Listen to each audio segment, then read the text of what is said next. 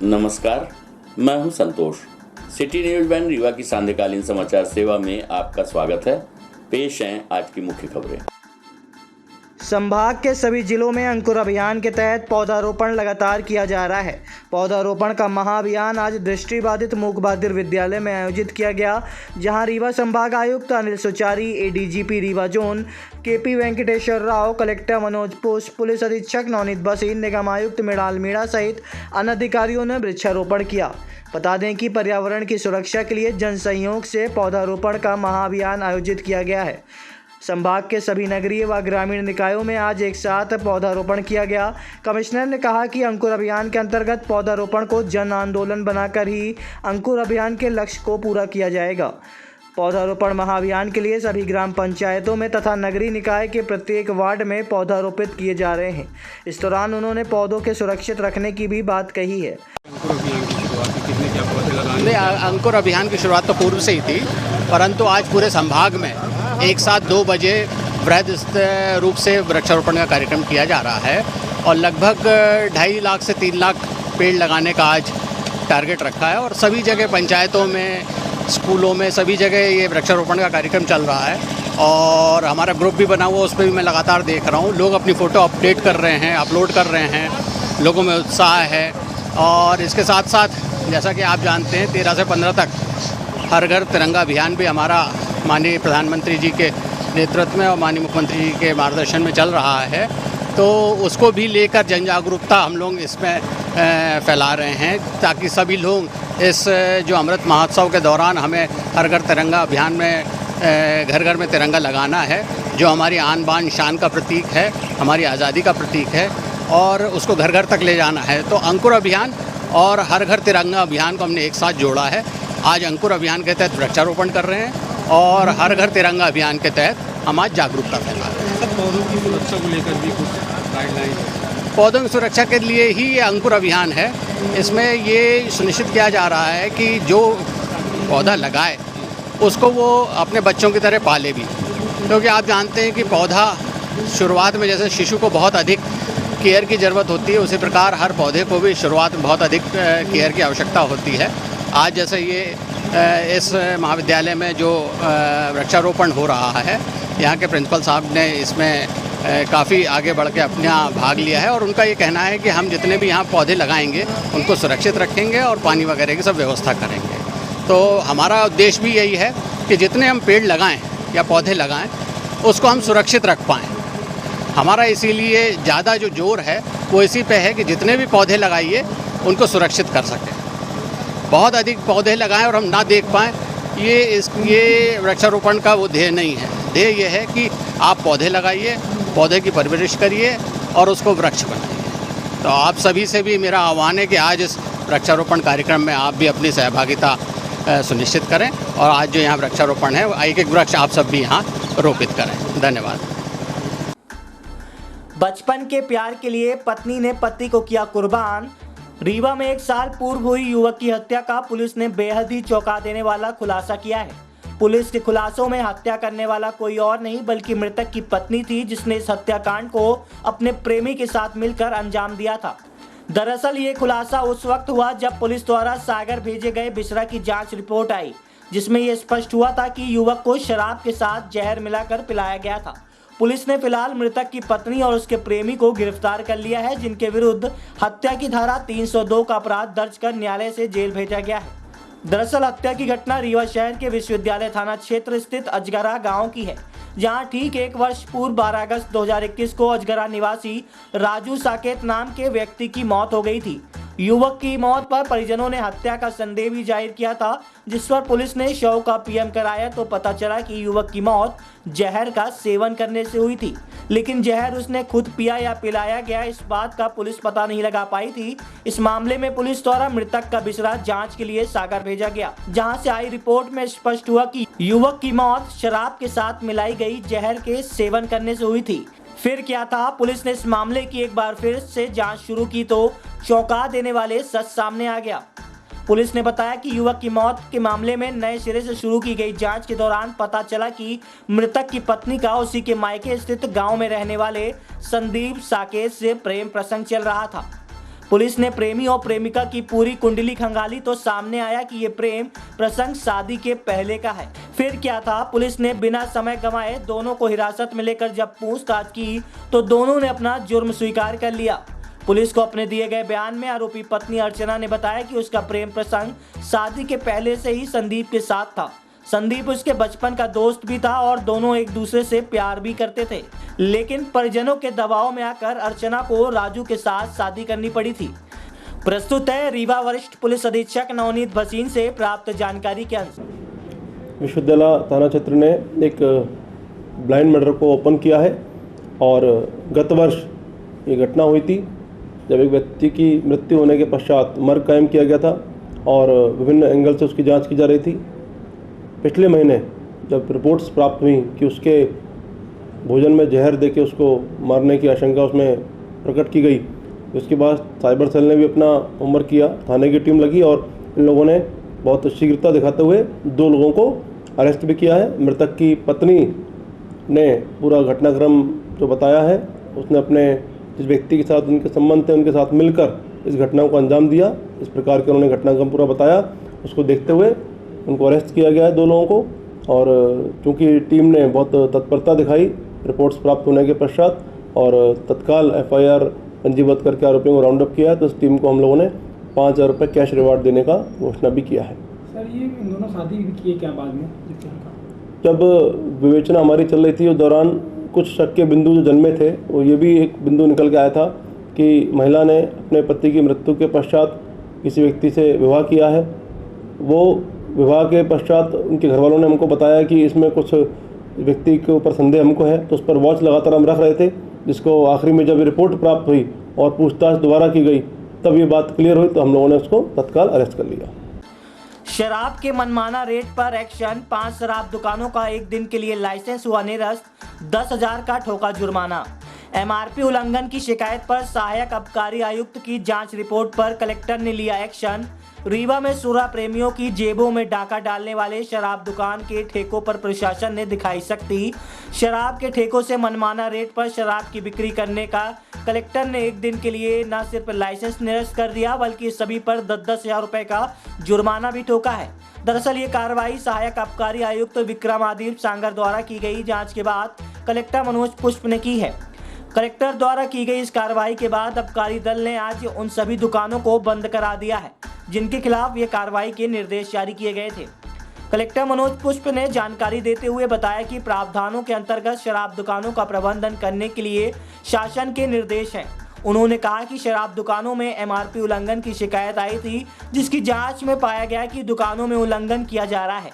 संबंधित शराब दुकानों को उल्लंघन के संबंध में नोटिस भी जारी की गई है, लेकिन संतोषप्रद जवाब नहीं मिलने पर शराब 5 कंपोजिट दुकानों का 1-1 दिन के लिए लाइसेंस निरस्त किया गया है। साथ ही 10,000 का जुर्माना भी किया गया है। बता दें कि कलेक्टर ने जिन शराब दुकानों को 1 दिन के लिए लाइसेंस निरस्त कर जुर्माना लगाया है, उनमें शहर की करैया मंडी कंपोज शराब दुकान, रामनेई गंगेओ सिरमौर क्रमांक 1 सहित खैरा कंपोजिट शराब दुकान शामिल है। कलेक्टर ने जिले के सभी शराब ठेकों को चेताया है कि दुकानों का संचालन नियम के अनुरूप ही होना चाहिए और नियमों का उल्लंघन पाए जाने पर इसी तरह की कार्रवाई जारी रहेगी। प्रस्तुत है रीवा कलेक्टर मनोज पुष्प से प्राप्त जानकारी के अंश। प्रावधानों के अंतर्गत शराब की जो दुकानें हैं वो उसका प्रबंधन करने के शासन के निर्देश हैं। MRP के उल्लंघन के केसेज आए थे और उसके अनुसार ये पाया गया था कि MRP का उल्लंघन इन दुकानों के द्वारा की गई थी। उन्हें नोटिस जारी किया गया था।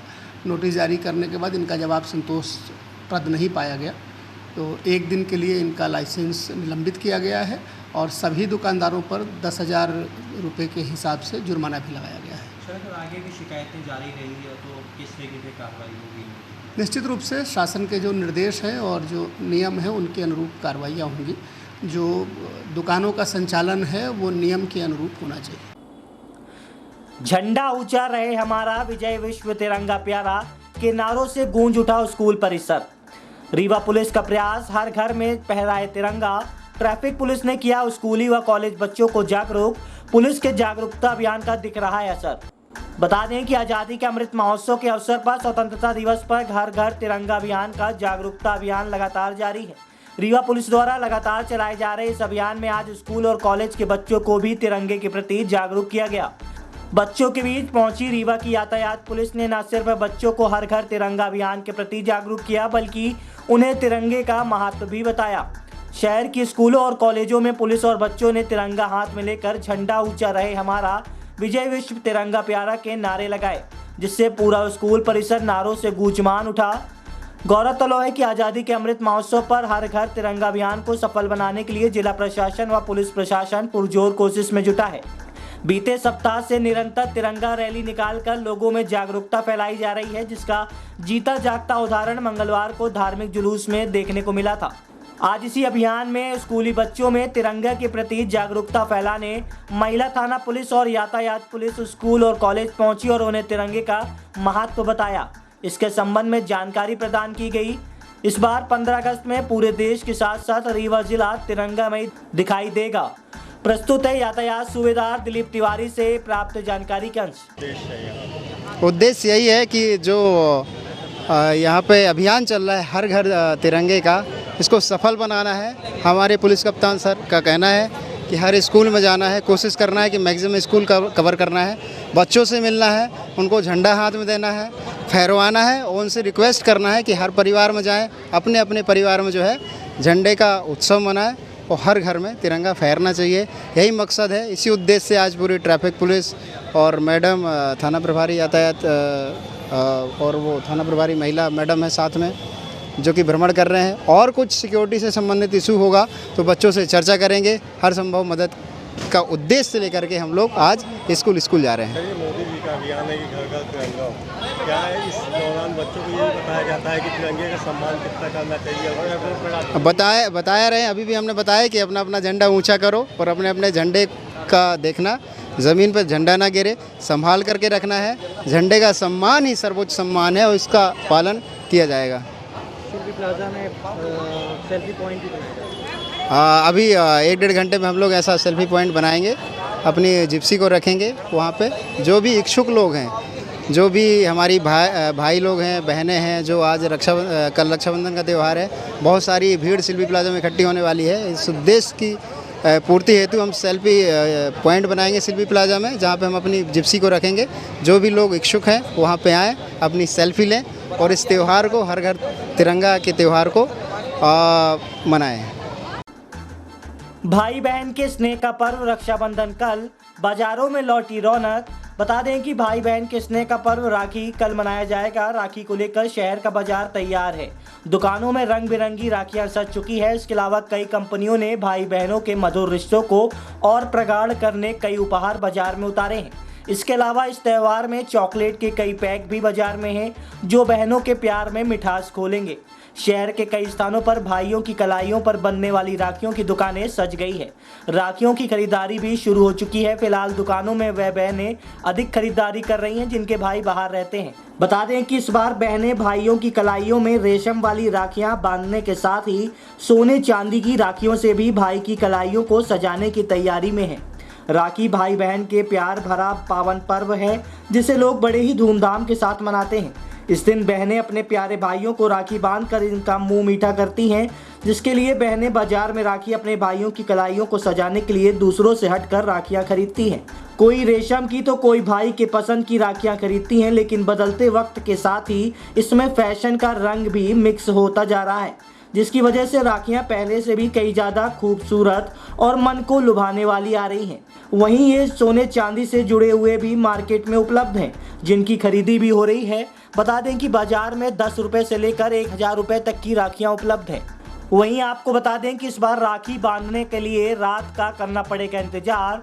दिन भर भद्रा रहेगा साया, दिन में राखी बांधने का नहीं है शुभ मुहूर्त। इस बार रक्षाबंधन पर भाई की कलाई पर राखी बांधने के लिए बहनों को लंबा इंतजार करना पड़ेगा, क्योंकि इस बार रक्षाबंधन में दिन भर भद्रा का साया रहेगा। 11 अगस्त को दिन भर राखी बांधने का कोई शुभ मुहूर्त नहीं है। ऐसे में रात 8:30 बजे के बाद ही राखी बांधी जा सकेगी, जो 12 अगस्त को सुबह 7:16 तक रहेगी।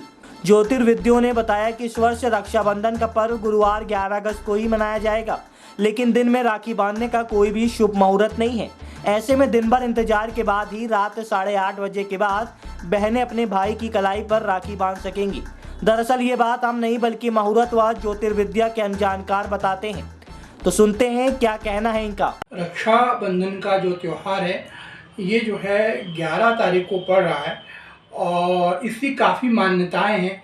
कई लोगों ने इसके बारे में जो है कहा है, लेकिन जो रक्षाबंधन का मेन वैदिक जो त्यौहार है, सभी पत्रों में, सभी कैलेंडरों में, साथ में जो है सभी शास्त्रों में, निर्णय सिंधु वगैरह में अगर रक्षाबंधन को देखकर पूरी मान्यताएं की जाती हैं, तो जो रक्षाबंधन का जो त्यौहार है वो 11 बजे से 11 तारीख को जो है 8:30 से प्रारंभ हो रहा है। क्योंकि क्या है, 11 तारीख को भद्रा लग रही है, तो भद्रा लगने से क्या होता है कि भद्रा में किसी तरह का काटना, छेदना या बांधना या बंधन बांधना जो है ये निषेध माना गया है। शास्त्रों में ऐसे कई जगह वर्णित है कि अगर ऐसा किया गया है तो इसके दुष्परिणाम जो है काफ़ी भोगने पड़े हैं। तो इसके कारण जो है जो पूर्णिमा है वो पूर्णिमा 11 बजे से 11 तारीख को ही शुरू हो जाएगी और सुबह जो है 7:50 तक 12 बजे तक रहेगी। अर्थात जो पूर्णिमा है वो उदया तिथि के अनुसार जो है 12 तारीख पूरे दिन रहेगी। तो शाम को जो है रक्षाबंधन का बांधना शुभ रहेगा। 8:30 से जो है भद्रा ख़त्म हो जाएगा और भद्रा ख़त्म होने के बाद जो है अगर रक्षाबंधन को बांधा जाए, रक्षाबंधन का त्यौहार मनाया जाए तो श्रेष्ठ गुणों की प्राप्ति होती है, लाभ होता है, वरदान की प्राप्ति होती है, साथ में ईश्वर का आशीर्वाद प्राप्त होता है। कई जगह मान्यता ये भी है कि मकर राशि पर क्योंकि जो है चंद्रमा है और मकर राशि पर चंद्रमा रहने के कारण जो है भद्रा जो है पाताल लोक में है, तो ये मान्यता सही नहीं है। ब्रह्मांड में कहीं भी अगर घटनाएं होती हैं तो वो पृथ्वी लोक पर जो है असर करती हैं, तो इसलिए जो है ये मान्यता पूर्णतः सत्य पर निर्धारित नहीं होती। इसलिए जो है आप लोग जो रक्षाबंधन मनाएं वो शाम को जो है 8:30 से जो है भद्रा ख़त्म हो जाएगा। उसके बाद रक्षाबंधन मनाएं और 12 तारीख को भी जो है पूरे दिन आप रक्षाबंधन को मना सकते हैं। हमारी जो है इस तरह रक्षाबंधन की आप लोग को ढेर सारी शुभकामनाएं। आकाश बायजूस की नई पहल। आकाश बायजूस ने लड़कियों के सशक्तिकरण और समावेशन के लिए लॉन्च किया एजुकेशन फॉर ऑल। अपने flagship national scholarship exam ANTHE 2022 के तहत करीब 2000 वंचित छात्र छात्राओं को स्कॉलरशिप और नीट एवं JEE की निःशुल्क कोचिंग देगा संस्थान। बता दें कि भारत सरकार की आज़ादी का अमृत महोत्सव पहल के मौके पर प्रतियोगी परीक्षाओं की तैयारी कराने वाले अग्रणी संस्थान आकाश बायजूस ने एजुकेशन फॉर ऑल के माध्यम से उच्च शिक्षा के लिए निजी कोचिंग में छात्राओं के सशक्तिकरण एवं समावेशन के लिए बड़ी पहल का ऐलान किया है। इसके तहत वंचित परिवारों के 7वीं से 12वीं कक्षा के करीब 2000 छात्रों, विशेष रूप से लड़कियों को नीट एवं JEE की निःशुल्क कोचिंग एवं स्कॉलरशिप प्रदान की जाएगी।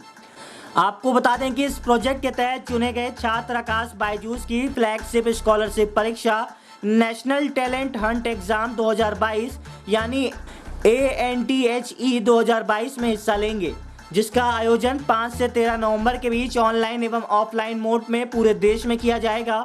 एजुकेशन फॉर ऑल पहल के तहत मिलने वाली स्कॉलरशिप ANTHE के तहत मिलने वाली सामान्य स्कॉलरशिप के अलावा होगी। पहले की ही तरह 13वें संस्करण यानी ANTHE 2022 में सर्वश्रेष्ठ छात्रों को 100% तक की छात्रवृत्ति तथा अच्छा प्रदर्शन करने वाले छात्रों को नगद पुरस्कार भी दिया जाएगा। स्कॉलरशिप के अलावा 5 छात्रों को अपने एक अभिभावक के साथ नासा जाने का भी निःशुल्क अवसर मिलेगा। अपनी लॉन्चिंग के समय से अब तक ANTHE के तहत 33 लाख से ज़्यादा छात्रों को स्कॉलरशिप दी जा चुकी है। ज़्यादा जानकारी के लिए ANTHE.akash.ac.in पर लॉगिन कर सकते हैं। प्रस्तुत है प्राप्त जानकारी के अंश। इनको कुछ आइडिया हो गया है यहाँ पर का कि यहाँ का कैसा सिस्टम है, क्या स्टडी शेड्यूल है, क्या नॉर्म्स हैं, कैसे पढ़ना होता है, कुछ हम लोग इन लोगों को बता भी चुके हैं। क्लास में मोटिवेशनल प्रोग्राम भी कभी कभी हम लोग उनके करते हैं, जिससे कि हम लोगों इन लोगों को बता सकें कि कैसे पढ़ना है, क्या करना है, क्या नहीं करना है। ये जो डूज एंड डोंट्स हैं इनकी कितनी इम्पोर्टेंस है, क्योंकि आप आकाश में आ चुके हैं, इसका मतलब है कि आप बहुत कुछ तैयारी के साथ आ चुके हैं। जितना आपके पेरेंट्स ने पैसा जमा किया है यहाँ पर, इसका मतलब है कि आप बहुत गंभीरता के साथ इस रास्ते पर चले, और अगर पूरी सीरियसनेस के साथ इस रास्ते पर चले हैं तो उस सीरियसनेस को कभी ब्रेक ना होने दें। पेरेंट्स बहुत एक्सपेक्ट करते हैं आप लोगों से, हम लोग भी बहुत एक्सपेक्ट करते हैं आप लोगों से, और आपको पता नहीं है कि आपके जो परिचित हैं, जो रिश्तेदार हैं, वो भी बहुत एक्सपेक्ट करते हैं। आपके साथ बहुत लोगों की एक्सपेक्टेशंस जुड़ी होती हैं। आपके उम्र के कारण आपको ये सारी बातें अनुभव में नहीं होती। सपोर्ट के बिना हम सक्सेस बच्चों को नहीं दिला सकते। हमारे तीनों लोग का इन्वॉल्वमेंट बहुत ज़रूरी है बच्चों के सक्सेस के लिए, पेरेंट्स, स्टूडेंट्स एंड मेंटर्स। तो ये तीन जो पिलर्स हैं वो हमारे लिए बहुत इम्पॉर्टेंट है, तो आप लोग का सपोर्ट भी बहुत इम्पॉर्टेंट है। स्टूडेंट्स आपको एश्योर ये करते कि टीम के साथ आप जितना इन्वॉल्व हो गए 110% इवन 200% आपको आउटपुट हम देंगे। लास्ट ईयर आपको पता होगा, जो पुराने बच्चे हैं उनको ये ज्ञात होगा कि हमने एक सेलिब्रेशन किया था रुद्राक्षी के साथ में, और presently she is in AIIMS Gorakhpur.